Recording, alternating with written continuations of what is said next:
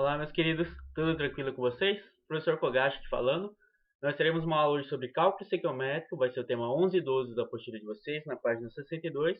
É um conteúdo complexo da química, mas que cai com uma frequência muito alta em todos os vestibulares, seja para o do Enem, seja vestibular das estaduais ou federais. É um conteúdo que é muito importante que vocês consigam compreender, então pode pausar o vídeo e retomar ele quantas vezes for necessário para que vocês não percam esse conhecimento, tá? É um conteúdo que, como eu já disse, cai sempre e é interessante que vocês não percam uma questão por bobeira. Então, entender algumas relações básicas do que nós já estudamos, temos aqui, por exemplo, uma molécula de ácido carbônico, né, o H2CO3. Essa única molécula de H2CO3 pode ser interpretada, né, pode ser lida de várias formas diferentes. Por exemplo, posso analisar a composição química em relação aos elementos que compõem essa molécula. Nós temos que elas são formadas por três elementos químicos, sendo o elemento hidrogênio, carbono e oxigênio. Posso fazer também uma segunda leitura, em que eu analiso agora quantos átomos estão compondo essa molécula, que no total são 6 átomos. Dois desses átomos são o hidrogênio, um átomo de carbono e 3 átomos de oxigênio. Tranquilo por enquanto? Podemos fazer uma terceira análise em relação à massa dessa molécula, ou também chamada massa molecular. Para isso é necessário nós pegarmos na tabela periódica as massas atômicas de cada elemento químico, né, do hidrogênio, carbono e oxigênio, e multiplicar pela atomicidade, ou seja, quantos átomos estão presentes. 2 átomos de hidrogênio vezes 1, que é a massa do hidrogênio, um átomo de carbono vezes 12, que é a massa do carbono, e 3 átomos de oxigênio vezes 16, que é a massa do oxigênio. Fazendo essas multiplicações, temos 2 unidades de massa atômica para hidrogênio, 12 de carbono e 48 de oxigênio. Somando todo mundo, nós temos aqui 62 unidades de massa atômica, né, que formam a nossa massa molecular desse composto. Então, quando eu falei esse pequeno trecho, que eu tenho uma molécula de ácido carbônico, nós podemos fazer três relações em relação aos elementos químicos que compõem, em relação à quantidade de átomos presentes e em relação à sua molécula. Nos exercícios de cálculo estequiométrico, nós não trabalharemos apenas com uma molécula, e sim com um amontoado de moléculas que nós já vimos na aula anterior, que é o tal do mol. Então, agora vamos usar o segundo exemplo, uma relação agora envolvendo o mol. Quando o enunciado de uma questão diz que ela tem 1 mol de moléculas de gás carbônico, nós podemos fazer uma primeira leitura em relação à quantidade de moléculas que estão presentes. Basta a gente lembrar que 1 mol é uma constante, né, um número, que ele equivale de forma arredondada, né, aproximada, a 6 vezes 10 vezes 23. Então, quando o texto diz que nós temos 1 mol de molécula de CO2, ele quer dizer que nós temos 6 vezes 10 vezes 23 moléculas de gás carbônico. Tranquilo? Podemos fazer uma segunda análise agora em relação ao número de mols de átomos. Em relação ao número de mols de átomos, nós temos aqui que em relação a 1 mol de molécula de CO2, nós temos 3 átomos, né? Um de carbono e 2 de oxigênio. Mas, agora temos esse dado novo, que é 1 mol. Então, podemos analisar que, em vez de dizer que nós temos um átomo de carbono e 2 oxigênios, ao adicionar esse 1 mol aqui de moléculas, teremos que dizer que temos também 1 mol de átomos de carbono e 2 mols de átomos de oxigênio. Se for necessário, né, dependendo da questão, podemos trocar o valor do mol. Esse 1 mol de átomos de carbono quer dizer que nós temos 6 vezes 10 vezes 23 átomos de carbono e os 2 mols de oxigênio duas vezes o valor do mol, ou seja, 2 vezes 6 vezes 10 vezes 23, que vai dar 12 vezes 10 vezes 23 átomos de oxigênio. Tranquilo? Então, duas leituras, uma em relação à quantidade de moléculas que representa esse mol e outra em relação ao número de mols de átomos que estão presentes. Posso fazer uma terceira leitura em relação à massa molar desse composto. Por que agora é a massa molar? Porque nós temos um mol do composto e não mais uma molécula. Então, por isso, substituímos o termo de massa molar. O cálculo é idêntico ao de massa molecular. Apenas aparece a unidade gramas por mol, porque nós temos um mol de moléculas, não mais apenas um átomo ou uma molécula apenas. Então, a massa molar do carbono é substituída de 12 unidades de massa atômica para 12 gramas por mol. E a massa molar do oxigênio, 16 gramas por mol, ou seja, cada mol de átomo de oxigênio pesa 16 gramas. Como no CO2 são 2 mols de oxigênio, teremos que multiplicar aqui por 2. Então, fazendo essas contas, nós teremos 12 gramas de carbono, 32 gramas de oxigênio aqui, totalizando uma massa de 44 gramas por mol. Então, só corrigir aqui que é 12, 16, 32 gramas. Tranquilo? Uma última análise é quando nós temos agora o volume. Em relação ao volume, qualquer mol de gás, desde que ele esteja nessa estado de CNTP, o que é CNTP? Condições normais de temperatura e pressão, ou seja, a pressão de uma atmosfera, o nível do mar, e temperatura de 0 graus Celsius, que é 273 Kelvin. Qualquer gás, seja ele gás carbônico, gás oxigênio, gás nitrogênio, gás metano, não importa o gás, ele vai ocupar o mesmo volume de 22,4 litros para cada 1 mol. Então, 1 mol sempre vale 22,4 litros, desde que você esteja falando de um gás nessas condições. Tudo tranquilo? Então, uma mesma relação aqui de 1 mol de molécula de CO2 pode ser interpretada de várias formas. Vai depender de que jeito que a questão quer trabalhar, em qual conversão de unidade que ela precisa que você trabalhe. Teremos aqui agora alguns exemplos utilizando uma estequiometria de uma reação química. Então, temos uma reação que se encontra 1 de CH4, 2 de O2, formando 1 de CO2, 2 de H2O. Lembrando que sempre à esquerda da reação são os reagentes e à direita da reação são os produtos. Né? Então, a seta que vai definir quem que é reagente e quem que é produto. Então, nessa reação, nós podemos fazer uma primeira leitura em relação ao número de mols. Para essa reação dar certo, é necessário que 1 mol de gás metano, CH4, reage com 2 mols de oxigênio, formando 1 mol de CO2 e 2 mols de moléculas de água. Tranquilo? Posso fazer uma segunda leitura agora em relação à quantidade de moléculas, ou seja, em vez de trabalhar com o número de mols, eu substituo o valor do mol.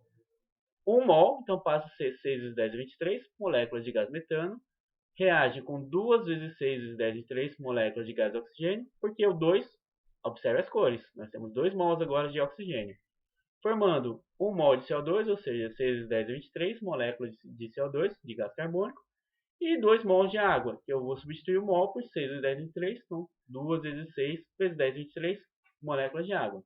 Tranquilo? Existe ainda uma terceira leitura em relação à massa. Então eu posso calcular a massa molar de cada uma dessas substâncias. Então eu preciso da a massa do carbono, massa do hidrogênio, massa do oxigênio para fazer os cálculos. E após os cálculos nós obteremos aqui então 16 gramas de gás metano, reage com 2 vezes 32 gramas, que é a massa do gás oxigênio, formando 44 gramas de gás carbônico e 2 vezes a massa da água, que equivale a 18 gramas. E por fim, temos uma última relação, uma última leitura, que nós analisamos agora o volume molar de um gás na CNTP. Então, coloquei aqui os estados físicos para facilitar o nosso entendimento. Nós temos aqui 1 mol de gás metano. Lembra que 1 mol sempre equivale a 22,4 litros de gás, desde que eu esteja na CNTP, né? Condições normais de temperatura e pressão. 2 mols aqui de oxigênio, eu substituo o mol por 22,4 litros, né, vezes o valor de 2 aqui, porque temos o balanceamento. Formando 22,4 litros, né, 1 mol de gás carbônico, 22,4 litros. E observe que aqui está em branco a água. Por quê? Na CNTP, ou seja, 0 graus Celsius, a água está na transição de líquido para sólido, ela não é um gás. Por isso, não posso utilizar essa relação de 22,4 litros. Então, a questão não vai abordar isso aqui, tá? Ela não está no estado físico necessário para utilizar o volume molar de gases. Tudo tranquilo por enquanto? Ou seja, uma mesma reação química pode ser analisada de várias formas, seja em relação ao número de mols, a quantidade de moléculas, a massa molar ou o volume do gás na CNTP. Então, as questões costumam trabalhar com dados diferentes. Pode ser que a questão pergunte em relação à quantidade de massa de água com um dado de mols de oxigênio, por exemplo, ou em relação a moléculas de gás metano, ou ela pergunte um dado em litro, trabalhando com a massa. É muito comum ele fazer uma relação cruzada. Não vai ser necessário a gente fazer tudo isso em todas as questões. Vou mostrar alguns exemplos que a gente vai focar em qual que é o dado que é necessário. Se é necessário trabalhar em número de mols, quantidade de moléculas, massa molar ou volume de gás na CNTP. Fiquem tranquilos. Para isso, é necessário que nós entendamos como que funciona uma regra de 3. Então, um exemplo bem lúdico aqui do nosso dia a dia. Vamos supor que você está numa feira de domingo, né, e você encontra uma promoção em uma barraquinha de pastéis que está escrito assim: 3 pastéis por R$18. Mas você não quer comprar 3 pastéis. Você quer comprar apenas 2. Um para você e um para sua namorada, por exemplo. Como que você consegue descobrir quanto que vai custar isso? Bom, primeiro você tem que descobrir, obviamente, quanto que custa um pastel apenas. Né? Se você descobrir quanto que custa um pastel, você consegue matar essa fórmula. Então, de cabeça, você faz o seguinte. Pega o 18 e divide por 3, né? Você descobre o valor de pastel, e depois você multiplica por 2, para descobrir o custo de 2 pastéis. De cabeça, você acabou de fazer uma regra de 3, que funciona da seguinte forma. 3 pastéis custam R$18 e você quer descobrir o preço de 2. Para isso, o que você faz? Multiplica cruzado, né, para descobrir o valor de x. O importante é você descobrir qual que é o valor de um pastel. Ou seja, você tem que pegar os R$18 aqui, que é o custo dos 3, e dividir por 3. E aí você tem o custo de 1. Depois que obteve o custo de 1, você multiplica por 2 e aí você tem um valor aqui de R$12. Então, ao comprar 2 pastéis, você vai gastar R$12. Tudo tranquilo?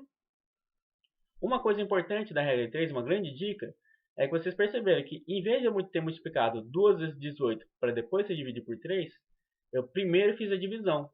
Ao fazer essa divisão, eu obtive um número menor e a multiplicação fica um pouco mais tranquilo. Não é regra, mas como a multiplicação e divisão têm a mesma ordem de prioridade na matemática, você pode, tanto faz, você multiplicar ou dividir primeiro. Vai ficar a seu critério de forma que facilite seu cálculo ao final das contas, né? Lembre que no vestibular você não pode desperdiçar muito tempo com raciocínio matemático. Tem que ser o mais rápido possível. Tranquilo? Vamos aplicar agora isso na química.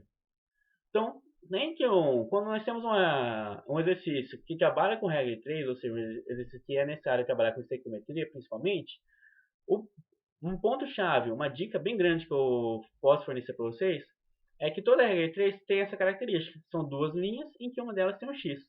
Então, uma das linhas, você vai buscar o enunciado da questão.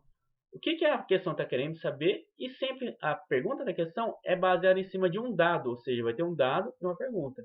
Então, isso aqui você colhe do enunciado da questão. E a linha de cima, ela vai ser baseada na reação que você tem balanceada. Caso seja uma reação, né, obviamente com uma reação química, né, com uma estequiometria de reação. Tá? Então, vamos observar como funcionaria. Um outro detalhe. Quando você observa no enunciado que o dado está sendo passado em mols e a pergunta está sendo em gramas, a parte de cima da reação balanceada tem que ser um espelho. Como assim? Se é mol embaixo, tem que ter mol em cima. Se é grama embaixo, tem que ter grama em cima também. Então, no começo é muito interessante que vocês coloquem bem por escrito o que a questão está querendo trabalhar, e não apenas um número, né? Senão é mais fácil você acabar se perdendo depois na sua resolução. Tá? Então, grama com grama, mol com mol, ou litro com litro e moléculas com moléculas, independente, né? Sempre embaixo é igual a parte de cima. E um dado a mais, se você está trabalhando com no enunciado aqui, ó, coloquei simples para ficar mais fácil. Se a questão está querendo saber de gramas de copas, desse coraçãozinho aqui, em cima você obviamente vai ter que procurar copas, grama, o coraçãozinho aqui também, tá? Então, ou seja, é a mesma substância em cima e embaixo.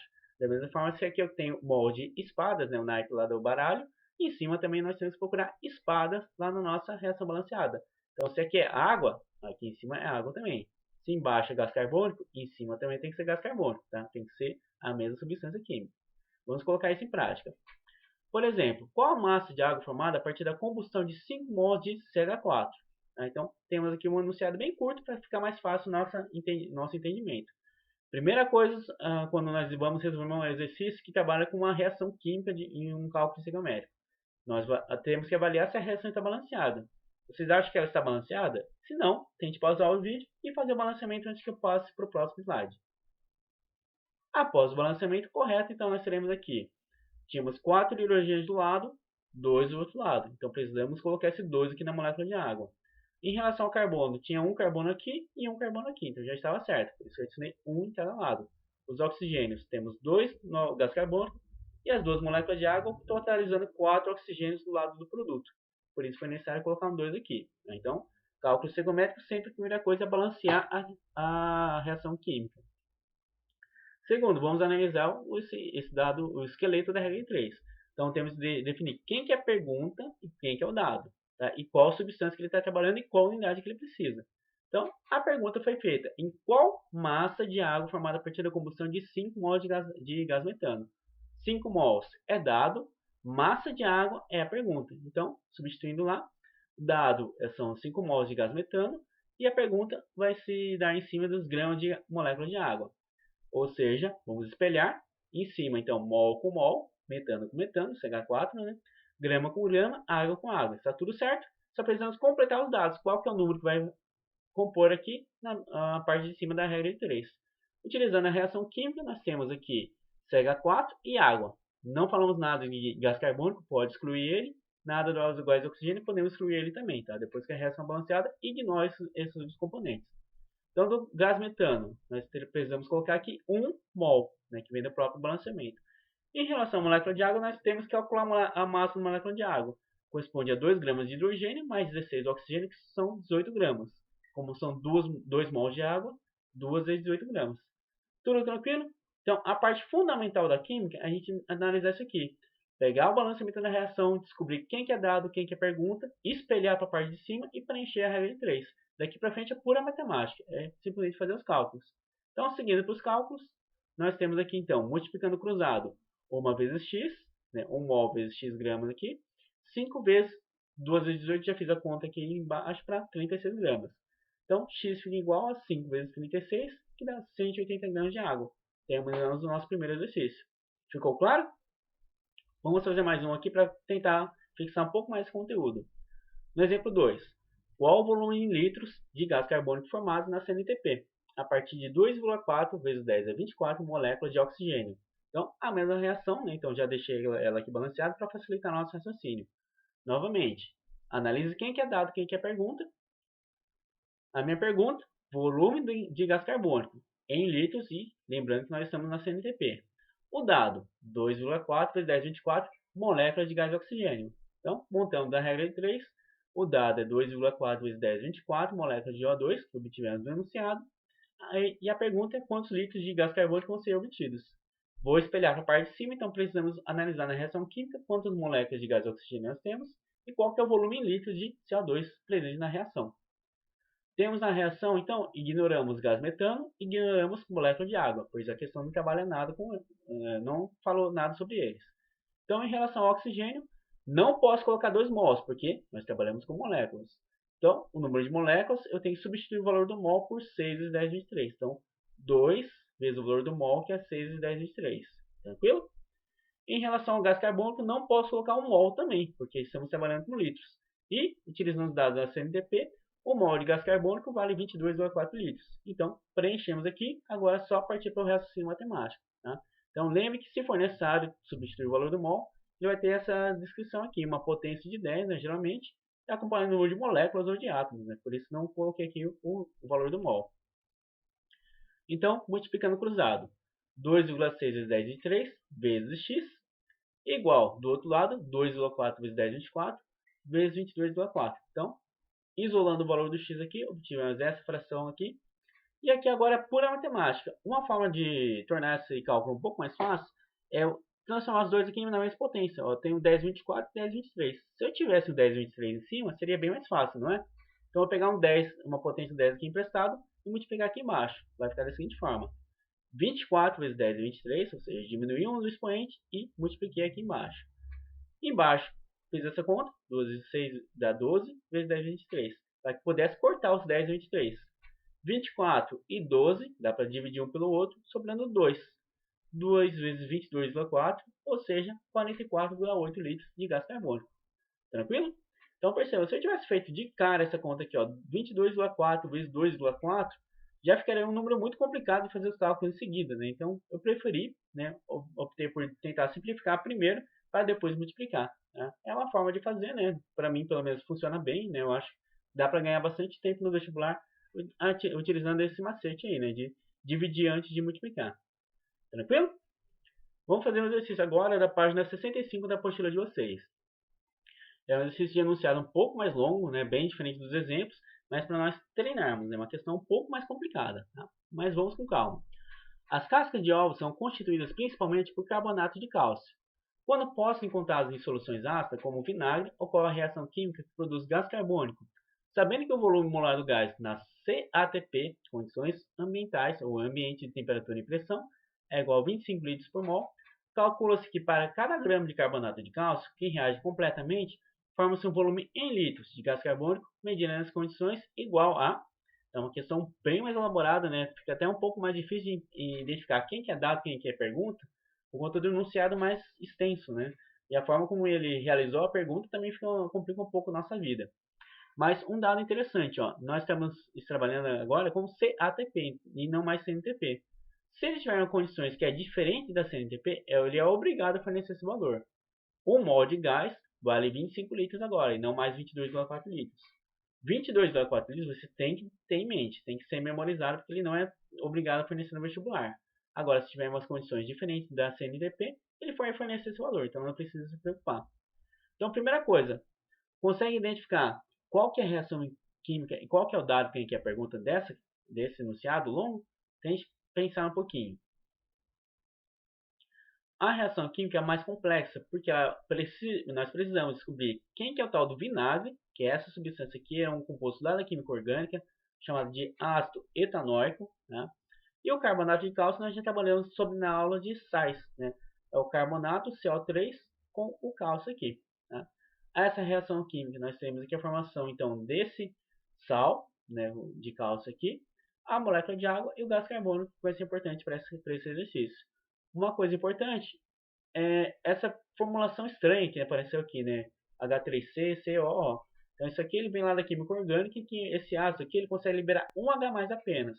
Esses hidrogênios não são ionizáveis, tá? Então, na hora que eu ionizo esse ácido, ele vai liberar um H+, e formando aqui o ânion acetato ou etanoato, tá? O tal do acetato nós vimos um pouco atrás na aula de sais, né? De sais solúveis, né? Então seria isso daqui, tá? Enquanto que o carbonato de cálcio, ele forma o cálcio, tem uma carga +2, né? O elemento da família 2A. Então por isso ele tem uma carga positiva, né? Um cátion bivalente. Se nós tentamos juntar o cátion bivalente com esse ânion aqui, o ânion acetato, nós veremos que a carga não bate, né? Nós temos um negativo e dois positivos. Para isso é necessário descer o valor do 2 aqui para que nós tenhamos duas cargas negativas, né? E duas positivas também. Então por isso que apareceu esse 2 aqui. E o balanceamento necessário que nós coloquemos 2 aqui na frente também. Tá? Totalizando essa reação, então, o H+ reage com o H2CO, o CO3-, né? Formaria o ácido carbônico, né? Na devida proporção. O ácido carbônico se quebra em água e gás carbônico. Então, essa questão acaba sendo um pouco mais complexa por conta disso. Né? Uma reação não muito comum. Nós precisamos de composto lá da química orgânica e do carbonato de cálcio. Né? Seria mais coerente ele ter fornecido a reação como completa, né? Para não ficar tão complexa a questão. Tudo bem? Bom, temos a reação química balanceada já. Agora, outra parte importante é que vocês definam quem que é dado e quem que é pergunta. A forma da pergunta está um pouco complexa, mas tente procurar aí no meio quem que é dado e quem é a pergunta.